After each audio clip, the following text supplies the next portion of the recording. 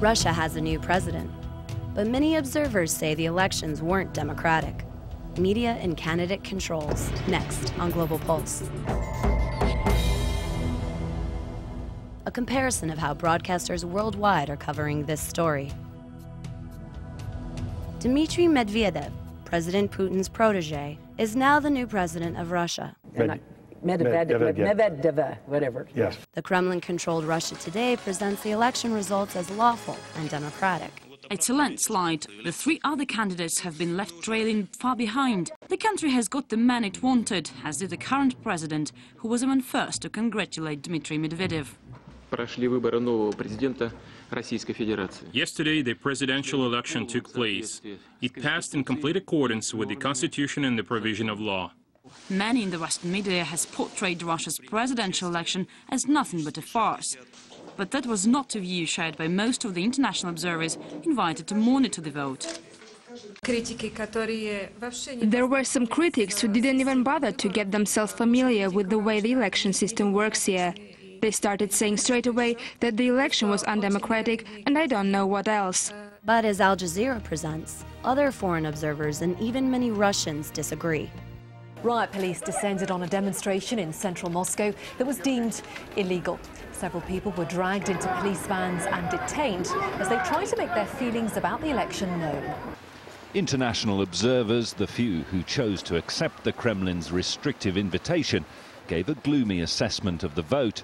You hear, you feel and you see that democracy is in this country a discredited term. Western observers questioned Russia's elections because of the problems with opposition candidate registration and equal media access. Russia Today and NBC News present very different points of view on Garry Kasparov, a vocal opponent of Putin, denied access into the race. His threat to the regime is intellectual. They fear that somehow he will manage to infect the Russian populace with contrary ideas. The new arrangement in Russian society today is opposition is shut down insofar as there is one, almost absolutely.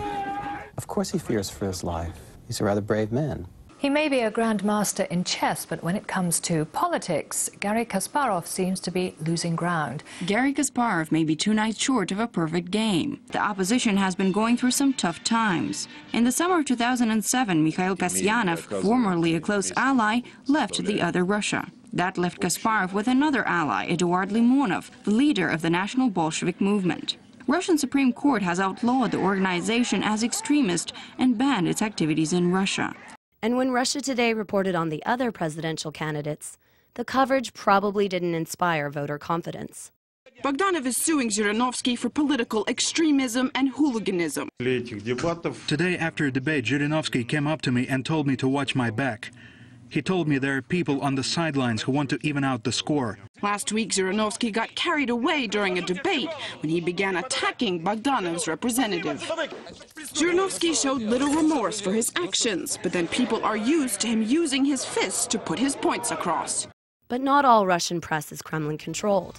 Germany's Deutsche Welle presented very different Russian views. Medvedev enjoyed the full support of the government and state-controlled media throughout the campaign. This is the office of the Novoya Gazeta, one of the last newspapers in Russia which is critical of the government. He's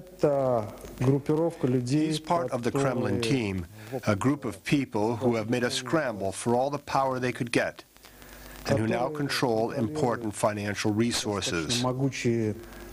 They will do anything to protect their influence in Russia.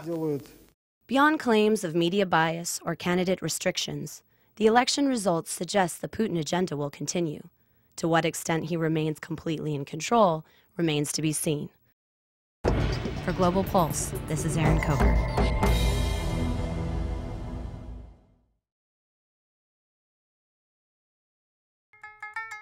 This program is brought to you by Link TV for educational and non-commercial use only. Link TV is the only US network dedicated to global and national news, uncompromising documentaries, and diverse cultural programs. Programs which connect you to the world.